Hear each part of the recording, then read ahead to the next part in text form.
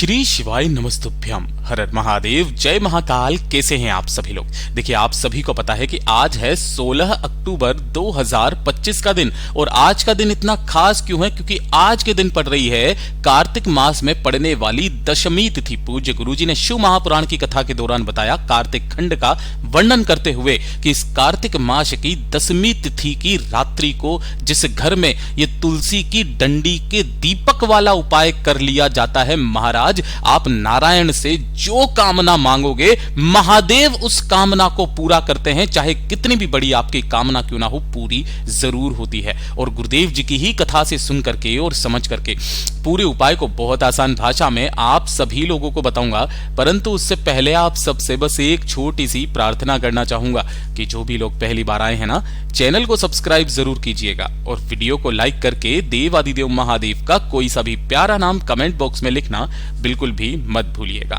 इस पूरे वीडियो में हम 4 महा उपायों के बारे में बात करेंगे, जो कि आपको इस कार्तिक मास की दशमी तिथि के दिन करने हैं। तो ध्यान से सुनना है और समझने की कोशिश करना है। सबसे पहले बात करते हैं हमारे पहले वाले उपाय की, जो कि आपको तुलसी दल के दीपक का उपाय करना होता है। काफी सारे लोग बोलते हैं तुलसी दल का दीपक, कोई बोलता है तुलसी की डंडी का दीपक, कोई तुलसी की लकड़ी का दीपक। तो आपको कंफ्यूज नहीं होना है। बेसिकली तुलसी दल का दीपक भी वही दीपक है जो कि आपने सुना है, ठीक है। अब इसी तुलसी दल के दीपक को लगाने का एक क्रम अलग होता है। किसके लिए लगाना है कि अगर आपकी कोई इच्छा, कोई मनोकामना आपकी पूरी नहीं हो रही है, सब कुछ आपने किया, करके देख लिया, थक गए, हार गए, मनोकामना पूरी नहीं हुई, आपको अगर इस मृत्यु लोक में रहते हुए यश की प्राप्ति करनी है, आनंद की अनुभूति करनी है, तो इस वाले उपाय को कार्तिक मास की दशमी तिथि के दिन अपने घर पर शाम के समय करना बिल्कुल मत भूलिएगा।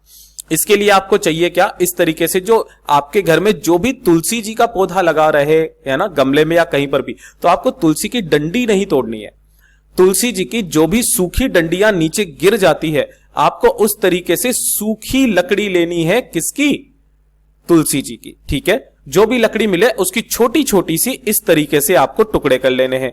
या तो आप 7 कर लेना टुकड़े, या 11 टुकड़े कर लेना।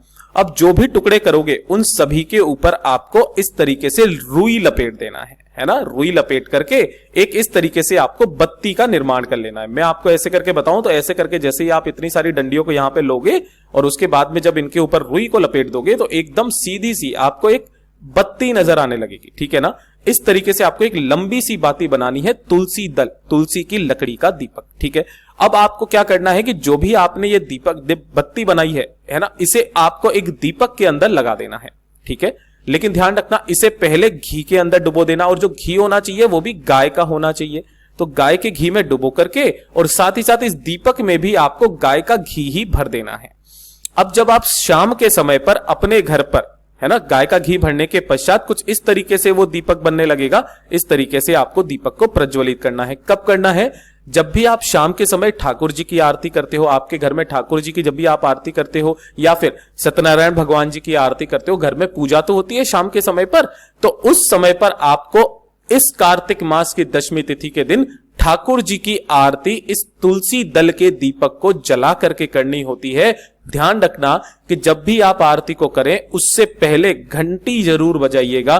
पूज्य गुरुजी ने कहा, जो भी व्यक्ति कार्तिक मास की दशमी तिथि के दिन जिस घर में भी तुलसी दल का दीपक जल जाता है, उससे ठाकुर जी की आरती हो जाती है ना, उसे जीते जी इस मृत्यु लोक के अंदर यश और आनंद की प्राप्ति होती है। वो जिस कामना को मन में लेकर के इस उपाय को करता है, उसकी वो कामना निश्चित रूप से पूरी होती है। पूज्य गुरुजी ने कहा, एक बार प्रैक्टिकल करके जरूर देखना, आपको इसका रिजल्ट जरूर मिलेगा। पूज्य गुरुजी का बहुत अद्भुत और अचूक उपाय है, जरूर कीजिएगा। अब बात करते हैं दूसरे वाले उपाय की। दूसरा वाला उपाय जो कि सिर्फ और सिर्फ कार्तिक मास की दशमी तिथि के दिन किया जाता है और किसी भी तिथि के दिन नहीं किया जाता। पूज्य गुरुजी ने कहा, जीवन में अगर धन को लेकर के समस्याएं काफी ज्यादा विकट है, पैसा बिल्कुल भी नहीं आ रहा, कर्ज में डूबते चले जा रहे हो, या कोई कर्ज चुकता नहीं हो रहा है, या फिर आपके घर में धन का आना बंद हो गया है, धन की आवक सी रुक गई है, मारामारी चल रही है, किराया तक देने के पैसे नहीं है, दुकान, व्यापार, फैक्ट्री सब कुछ घाटे में जा रहा है, तो एक बार कार्तिक मास की दशमी तिथि के दिन, चाहे शुक्ल पक्ष की चाहे कृष्ण पक्ष की, किसी भी एक दशमी तिथि के दिन आपको यह उपाय करना है। आपको लेना होगा इस तरीके से शमी पत्र, कितने शमी पत्र आपको चाहिए? तो पूज्य गुरुजी ने कहा जितने शमी के पत्ते आप ले सको उतने शमी पत्र ले लेना। लेने का क्रम यहां से तोड़ना। ये जो पूरा गोले में बनाया ये एक शमी का पत्ता है।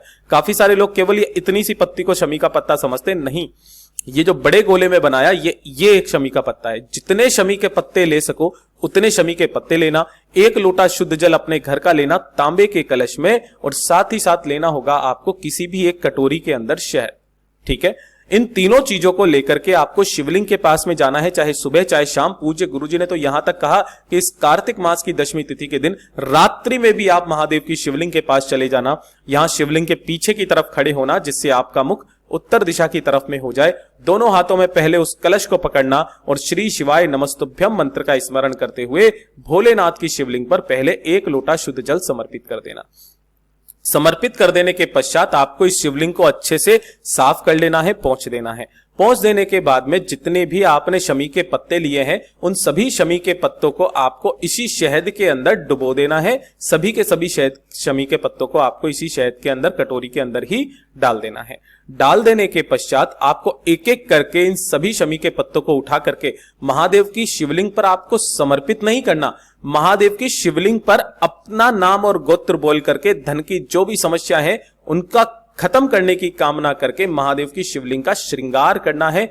चारों तरफ आपको इन शमी के पत्तों से कुछ इस तरीके से श्रृंगार कर देना है। पूज्य गुरुजी ने कहा कि शिव महापुराण, विष्णु पुराण, ब्रह्म वैवर्त पुराण, लिंग पुराण में वर्णित है कि जो भी व्यक्ति कार्तिक मास की दशमी तिथि के दिन शिवलिंग का श्रृंगार शहद में डूबे शमी पत्तों के साथ में करता है, उसका श्रृंगार मेरा भोला धन से करता है। 1 शमी का पत्ता 14 करोड़ सोने की मुद्राओं के बराबर होता है। चाहे कितनी भी बड़ी समस्याएं क्यों ना हो, आपके जीवन में धन से लेकर के उस सारी समस्याएं कार्तिक मास की दशमी तिथि के दिन खत्म होती है। पूज्य गुरुजी का बहुत अद्भुत और अचूक उपाय है, जरूर कीजिएगा। पिछले वाली कार्तिक मास की दशमी तिथि के दिन हमने ये उपाय किया था, कुछ इस तरीके से आप फोटो में देख सकते हो। इतने शमी के पत्ते मैंने खुद ने चिपकाए थे, तो आप भी जरूर कीजिएगा। अब बात करते हैं आज के इस वीडियो का सबसे आखिरी और अंतिम उपाय, तीसरा उपाय, जो कि आप किसी भी दिन कर सकते हो। कोई जरूरी फिक्स नहीं है, आप बुधवार के दिन कर लो, किसी भी विशेष तिथि पर आप कर सकते हो। अगर आपके घर में कोई बच्चा या कोई व्यक्ति, कोई इस तरीके का व्यक्ति है जिसे गुस्सा बहुत ज्यादा आता है ना, बहुत ज्यादा चिड़चिड़ा उठता है, छोटी छोटी सी बातों पर चिड़चिड़ करने लगता है, गुस्सा आता है, अपशब्द बोलता है, गालियां देता है, गाली गलौज करता है, आपकी बात नहीं मानता है, या फिर गलत रास्ते पर वो जा चुका है, पर नारी के चक्कर में वो पड़ चुका है, काफी समस्याएं उसके साथ में है, या फिर शराब, सिगरेट, तंबाकू, नशे आदि का सेवन करता है, तो इस दिन आपको ये उपाय जरूर करना है। आपको गिन करके लेने होंगे इस तरीके से 31 बेलपत्र। शायद आपको अब ये उपाय याद आ गया होगा। 31 बेलपत्र और 31 ही लेने होंगे आपको चावल के दाने, ठीक है, और 1 लोटा शुद्ध जल अपने घर का लेना तांबे के कलश में। इन सभी को लेकर के आपको भोलेनाथ के मंदिर में पहुंचना है, शिवलिंग के पास। यहां पहुंच करके आपको शिवलिंग के पीछे की तरफ में खड़े होना है, जिससे आपका मुख उत्तर दिशा की तरफ में हो जाए। पहले आपको अपने बच्चे का या उस व्यक्ति का नाम और गोत्र बोल करके उस परिवार का कोई भी व्यक्ति उस आदमी के निमित्त कर सकता है। पहले 1 लोटा शुद्ध जल भोलेनाथ की शिवलिंग पर समर्पित करना। श्री शिवाय नमस्तुभ्यम मंत्र का स्मरण करते हुए श्रम्भेश्वर महादेव के नाम से, ठीक है। जब आप ये जल समर्पित कर देंगे, उसके पश्चात जो आपने एक बेलपत्र लिया है, इस एक बेलपत्र की बीच वाली पत्ती पर यहां पर 1 चावल का दाना आपको रखना है ना, और उस व्यक्ति का नाम और गोत्र बोल करके उसके जितनी भी गलत आते हैं उसको खत्म करने की कामना करके माता अशोक सुंदरी के स्थान पर जब आप समर्पित करेंगे तो ऐसे समर्पित करना कि डंडी जलाधारी की तरफ रहे, बीच वाली पत्ती भोलेनाथ की तरफ में रहे और चावल का दाना इस बेलपत्र के नीचे आ जाए, यानी कि आपको उल्टा समर्पित करना है। इसी तरीके से आपको फिर दूसरा बेलपत्र उठाना है, 1 और चावल का दाना रखना है और माता अशोक सुंदरी के स्थान पर ही आपको फिर से वापस उल्टा इसी बेलपत्र के ऊपर समर्पित कर देना है। इसी तरीके से आपको 31 चावल 31 बेलपत्रों के ऊपर रख करके उस व्यक्ति की समस्त जितनी भी समस्याएं उनको खत्म करने की कामना करके श्रम्भेश्वर महादेव का स्मरण करके ढोक दे करके वापस चले आ जाना। पूज्य गुरुजी ने कहा वो व्यक्ति ज्यादा से ज्यादा 3 दिन वो आदमी सही रास्ते पर आने लगता है, सब कुछ छोड़ देता है। पूज्य गुरुजी के ये सभी उपाय बहुत ही ज्यादा खास और अद्भुत है, जरूर कीजिएगा। वीडियो पसंद आए तो लाइक जरूर करना, चैनल को सब्सक्राइब जरूर कीजिएगा।